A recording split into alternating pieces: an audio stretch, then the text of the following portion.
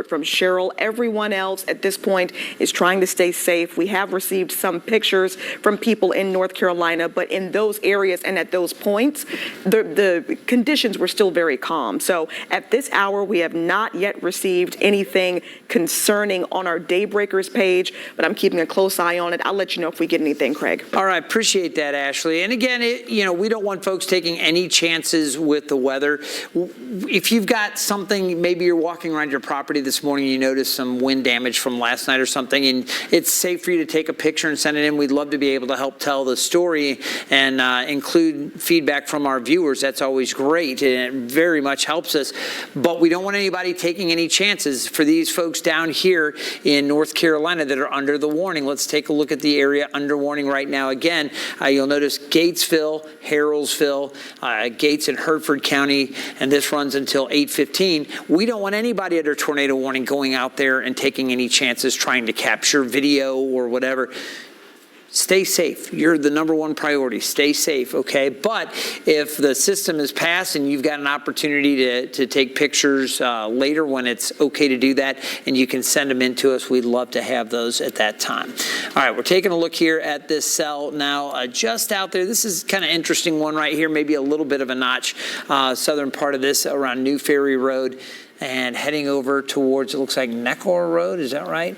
Anyway, this is near Pylan's Crossroads. That's about it. I'm interested to see, I'm kind of surprised we're not seeing them shifting this a little bit. We're starting to pare down western parts of the area. Mintonsville, you're in better shape now. Ryland, you're in the clear with this particular cell. Areas down to the south. Coleraine back towards Barber.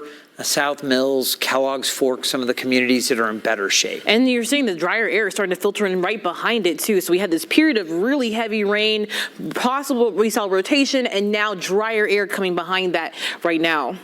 So we're going to continue to watch this. The warning's still up. We're going to continue to stay with you. And if we get any additional updates to this particular thing, we still don't have any confirmation of any actual formed tornado. This is all radar indicated. But I want to talk to you about some of the other impacts that we're seeing here in North Carolina. So here's what we're looking at generally today. We've got winds sustained in North Carolina, 20 to 35 miles per hour. We could still see a few gusts higher than that, maybe 45 to 50. We haven't honestly seen that much reported over land. So those are the very high-end numbers. But, of course, as we're looking right now, Taylor, the exception being if you were to get a spin-up tornado, we could see a little twister produce winds 100 miles per hour. Right. And that's all if you take max 2. We can see that with our Storm Prediction Center outlook. That is a reason why we're underneath a level 1 out of 5 risk for severe weather. It's for this spin-up tornado risk as Ophelia continues to move north. And, again, for North Carolina, we had a little bit of minor tidal flooding. Let's go back to max 1. We had a little bit of minor tidal flooding at Duck and along the Outer Banks yesterday. At this point, the outlook is actually better for us, and it doesn't look like this wind field is shaping up for a major sound side flooding event or anything like that. I talked with forecasters out in Wakefield earlier. They're like, yeah, it doesn't look too bad. It's something that we're all watching, of course, and if the water levels, if the winds shift certain ways, that will drive the water levels and some of the sounds up a little bit. We're going to monitor that and keep you updated if anything changes, but they weren't, extremely concerned about that threat, and that's certainly good news. Now, as we take a look at the Virginia impacts, here you go. We still have winds capable of blowing 20 to 30 miles per hour. Some of you are getting some breaks, but you will find those winds picking up, especially around some of these squalls that move in as that center moves farther north. So we're not done with this yet. Gusts could still reach 40 to maybe 45 miles per hour. I will say the more time this thing spends over land, it's going to weaken. Absolutely. But the center is getting closer to us, and I still think we could see some higher gusts maybe along the Chesapeake Bay. We'll have to watch. As far as rainfall amounts go, lighter near the coast, quarter of an inch to maybe an inch. You go farther inland, could be heavier, more like 1 to 3 out towards Petersburg and Richmond. You could see some locally higher amounts west of I-95. We still have the threat of tidal flooding as well. Moderate tidal flooding for several areas, and maybe even major tidal flooding up around Yorktown, something we saw earlier this morning. Yes. So that's what we're looking at there. All right, want to go back to the radar, and again, we're going to show you the big picture here as Ophelia came ashore, Emerald Isle. This was earlier in North Carolina, about 6:15 this morning, came in as a strong tropical storm winds of 70 miles per hour, gusting to 85. Its movement right now to the north-northwest at about 9 miles per hour. We should have an 8 o'clock update in. I'm going to check that for you. We're going to go, not seeing it, but just a couple little bolts of lightning. That was one of the things we talked about. You don't typically see that with these tropical systems, a lot of lightning. You get the heavy rain and the wind, but usually you don't get a lot of convective development with lightning. So here you go. The one area, again, still under warning, even though it technically runs through 8:15. That more suspicious areas pretty much cleared that warning area. So I'm a little optimistic there. Still a little concerned with this cell right there around Rays Beach, but we haven't seen any clear indications. Take a look at the correlation coefficient. I mean, a small little blip right there. Yeah, little bright spot there just south of Winton, but it is not one of those definitive things.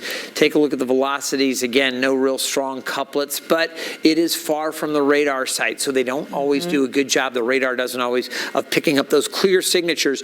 If this were much closer to Wakefield or across Southside Hampton Roads up on the peninsula, parts of North Carolina a little farther north, we might see a little bit more at the low level. Absolutely. We did get that intermediate advisory at 8 a.m. for Ophelia, and right now just saying that Ophelia is moving just further inland as you head towards eastern Carolina. Of course, tropical storm warning still in effect for us with tropical storm conditions continuing. And with the 8 o'clock update, you can see the winds have dropped a little bit, 65 miles per hour. Previously at the 5 and 6:20 updates, it was still at 70, so they've lowered the intensity just a little bit. Gusts still to 85. So this thing's still really blowing pretty good. And still a large storm at that. Yeah, and the movement here, this is one thing that's significant. Our forward movement has picked up a little bit of speed. So where it was moving northwest at about 9, it's now tracking north at 13. I have not adjusted the time, so this map may not look real pretty here as it goes forward. You see how like the little time stamps are a little bit all over the place, but that is the updated track as it just came in. You can see again, it's still expected to move a little bit northwest or west of due north and then turn more north and eventually back to the northeast. Weakening overly. Yeah, a post-tropical low or depression. So that's what's happening there. Want to go back to the radar and we'll zoom in again on our areas in North Carolina under the tornado warning. And as we take a look here, they still have it up, but I really think things are improving for most of that area under warning right now. The last of that, what weather that's still potentially problematic there just around Rays Beach. You see that brighter return. They have not issued anything for a Husky. That's a more densely populated part of northeast North Carolina there. So the Weather Service isn't seeing anything on their radars and haven't had any reports of anything more threatening there. Otherwise, they would have already issued. So that's good news. Hopefully within the next 5 minutes or so, they'll let this go and we won't have another one issued. Looks like just off to the west of Story, you can see some of that more intense rainfall there. Murfreesboro, again, you're getting some of that, this stuff all moving along. And of course, Craig, is on top of what we've already seen as well. The rain that we've seen 2 to 3 inches in some of these places are getting more heavy rain this morning near Murfreesboro into Hosky, Franklin. So again, one of our concerns we could see today is, especially along that I-95 corridor, the potential for flash flooding with some of that rain falling today. I appreciate, I just got a notification. Bill M.I., I believe is how you say his name, or Emmy, maybe? Anyway, Bill, just saying how much he appreciates the work that we're all doing here at 13 News Now and keeping everybody in North Carolina informed. A lot of folks up into Southside Hampton Roads Peninsula.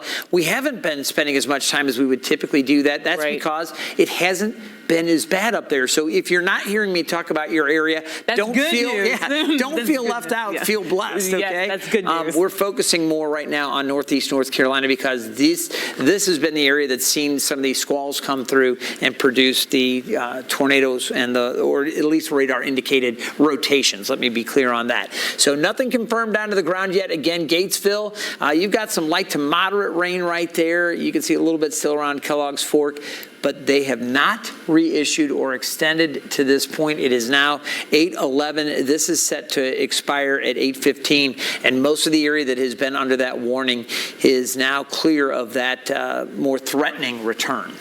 And of course, any of these little cells we could see could spin up into another brief tornado or just spinning rotation in the atmosphere. It may not even just touch down. It might pick up a little couple of stuff, but we'll see if any of these little small cells as they roll through parts of now Virginia as this bigger band is really encompassing really the border of Virginia and North Carolina. We'll see if any of that is going to rotate and spin up into another potential tornado. Again, these are just radar indicated, so we do not have confirmation that we have seen a tornado on the ground.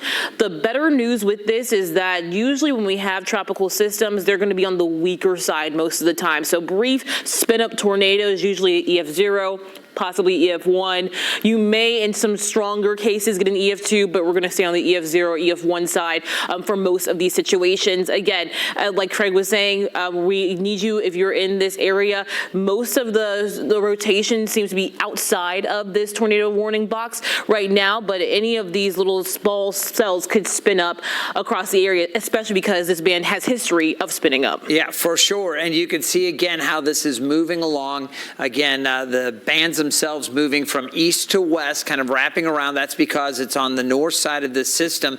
As this thing tracks farther to the north, we're going to get on the back side of that. And I'll tell you again, being that this warning is continuing through 8:15, we're not going to go off the air yet with this, but we are still watching that. I do want to get back into the forecast. We're going to take a moment here before we throw it out to GMA to kind of talk about the full forecast with this. So let's go back. I'm going to kind of restart this particular hit here with our weather and give you the big picture. Again, right now, Skyview indicating some more rain coming through the area.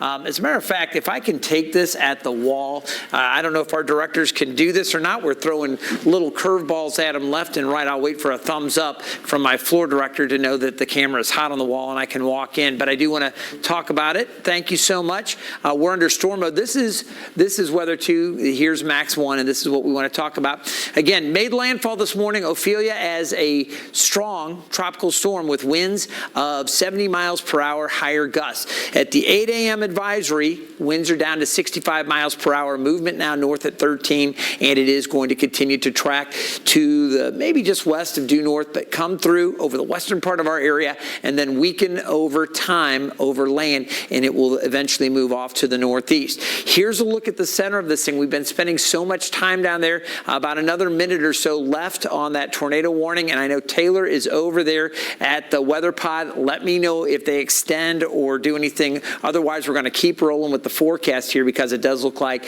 we're in better shape.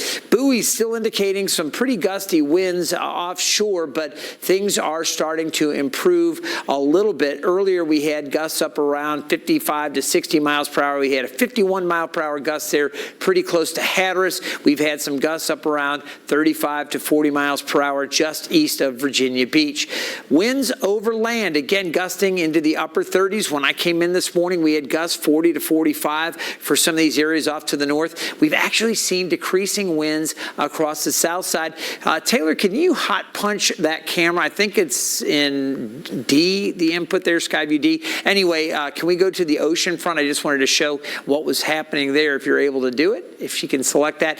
This is looking across the southern part of Virginia Beach, and you can see there's still some rain cells. Look at how dark the sky is as we're looking back off to the south. We've got these cells that are working towards the coast of the Outer Banks and will increase across Virginia Beach. Earlier, we had sunshine playing on the clouds. It was actually beautiful, but these waves are massive that have been working in. We've had some large, heavy surf. So right now, 73 at the airport. Winds are east-northeast, sustained at 20 miles per hour. The winds still expected to pick up a little bit before diminishing later on. And as you can see again with the satellite and radar images, we have this system, a large system coming through. We've already had a lot of rain with it. The center of circulation still coming through. So we're going to get into our future cast here and just take a quick look, and then we'll finish up with the extended forecast. Look for more of the rain to work through the area. Some of these bands will be capable of producing isolated spin-up tornadoes. It's something we're going to be watching for later. But notice the drop drier conditions as well. I think when we're not dealing with a few of these bands,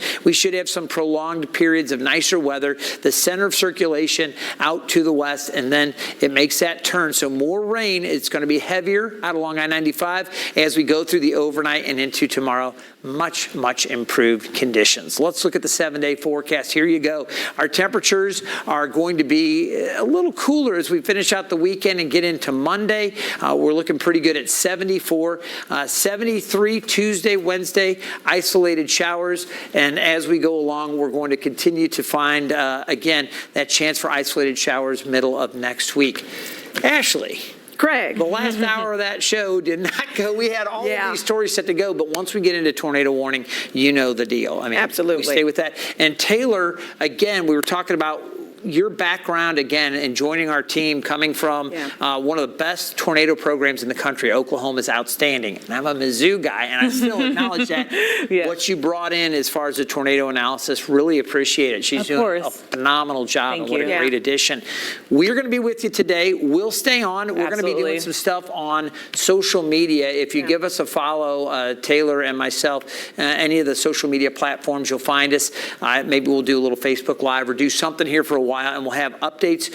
You'll be also, we're going to have Francis coming in later this morning and through the afternoon to kind of keep an eye to things. So with those bands, there's still that chance for maybe an isolated tornado or two to pop up, kind of like what we saw earlier. Yeah, that's right. We were looking at the Daybreakers page, a couple of people posting heavy rain in Gates, so thank you, Delta Dawn, for that. Nick Nixon posting some pretty ominous skies there in Hertford County when the warning first came down. So we appreciate what you guys did this morning. Remember, when we have tornado warnings, our priority is to stay on the air. Absolutely. So we thank you for joining us today. Don't drop your guard, guys. That's right. We're not done with this yet. Some areas catching a break, but there's potentially more a little bit later. We'll keep you updated. That's right. So make sure you download that 13 News Now app. You'll get all the news and weather alerts sent straight to your phone. Let's join Good Morning America, already in progress.